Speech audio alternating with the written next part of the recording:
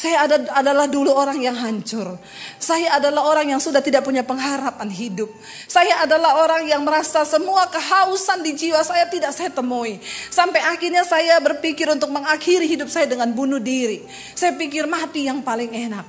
Tapi ketika saya berjumpa dengan Tuhan, ada peristiwa sumur di dalam hidup kita. Di akhir zaman ini saya selalu bilang, ya, hidup ini bukan soal mencapai semua yang kita inginkan, tapi apa yang Tuhan inginkan dalam hidup kita. Ya, berhentilah berkata kepada anak-anakmu, kejarlah cita-citamu setinggi langit. Ya, kejar ilmu sampai ke negeri China. Sekarang mau kejar apa ke negeri China? Ya, saya berkata kepada anak saya, Dek, jangan kejar cita-citamu, tapi kejar cita-cita Tuhan atas hidupmu. Amin. Kenapa saudara? Jangan sampai kita salah. Karena Alkitab berkata, apa yang dikagumi manusia itu dibenci oleh Allah. Manusia beranggapan kalau anak itu sukses waktu dia memperoleh mimpi-mimpinya dipandang wow oleh semua orang. Enggak.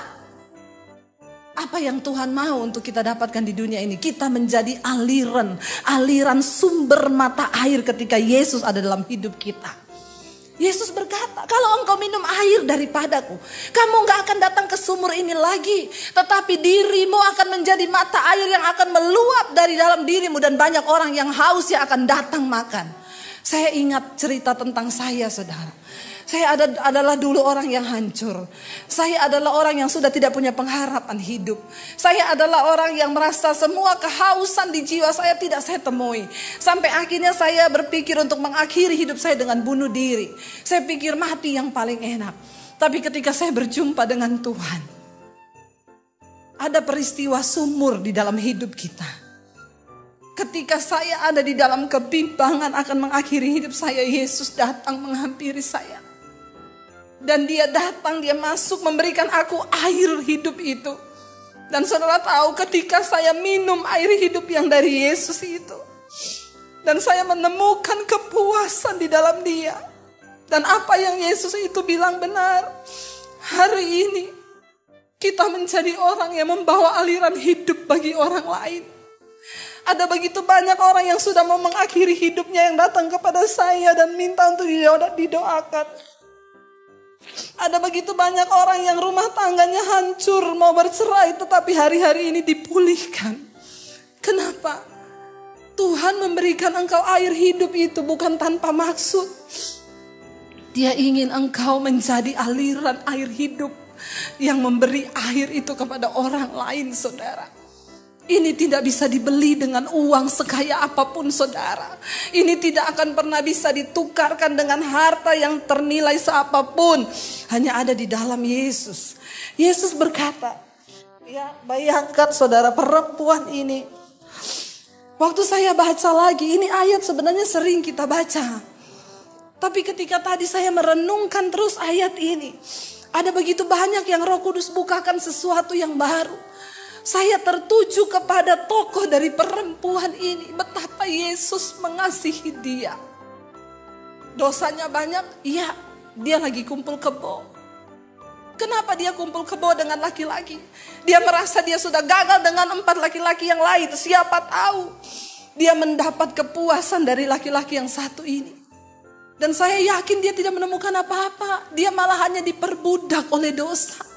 Kenapa? Karena ada sebuah kehausan di dalam jiwa. Kehausan akan sebuah kepuasan yang dia tidak temukan dimanapun. Tapi waktu dia berjumpa Yesus, saudara, di sini Yesus berkata begini. Ya, ayat yang ke-19. Kata perempuan itu kepadanya, Tuhan, nyata sekarang padaku bahwa engkau seorang nabi. Ya, ayat 20.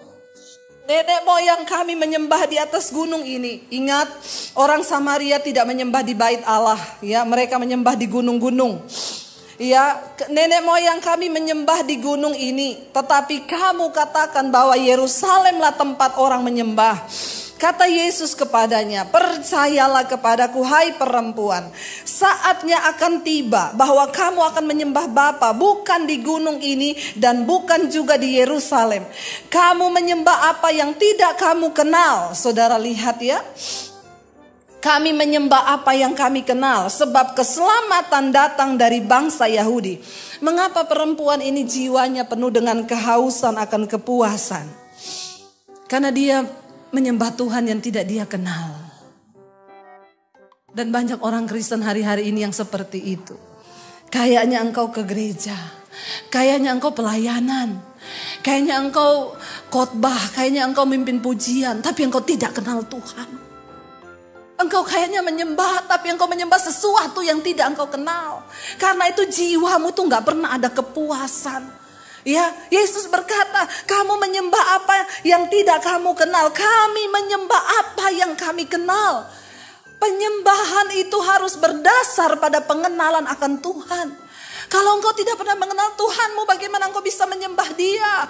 Bagaimana engkau bisa meneteskan air mata ketika engkau berkata, engkau baik Tuhan, engkau baik.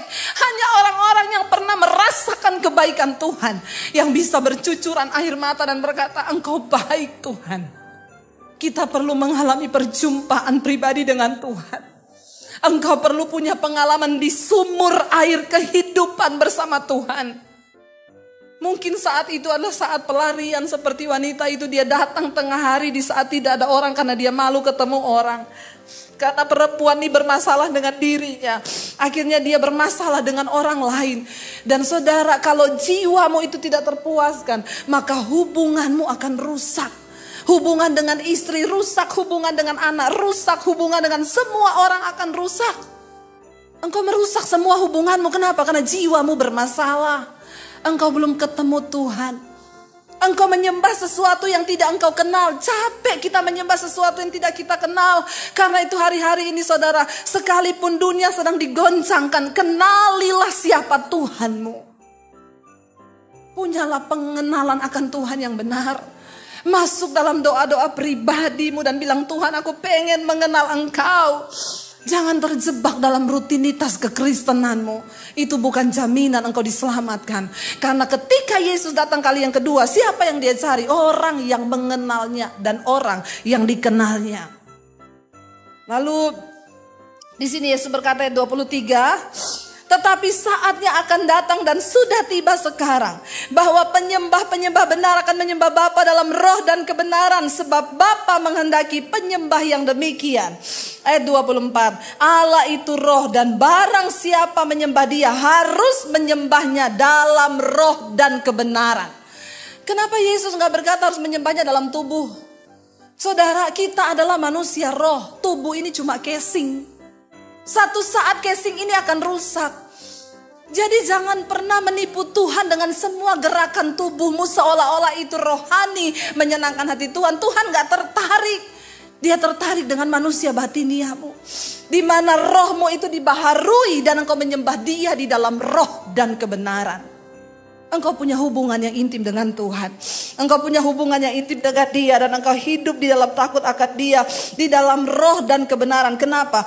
Tuhan sedang mencari orang-orang yang mau menyembah Dia dalam roh dan kebenaran. Ya, ingat tubuh kita ini cuma casing loh. Satu saat kita semua akan mati. Tapi orang-orang yang mengerti kebenaran ini, kita tidak perlu takut lagi dengan apapun. Kenapa? Manusia yang sesungguhnya kita itu adalah manusia roh kita. Bapa itu roh, Dia mencari penyembah yang menyembah Dia dalam roh dan kebenaran.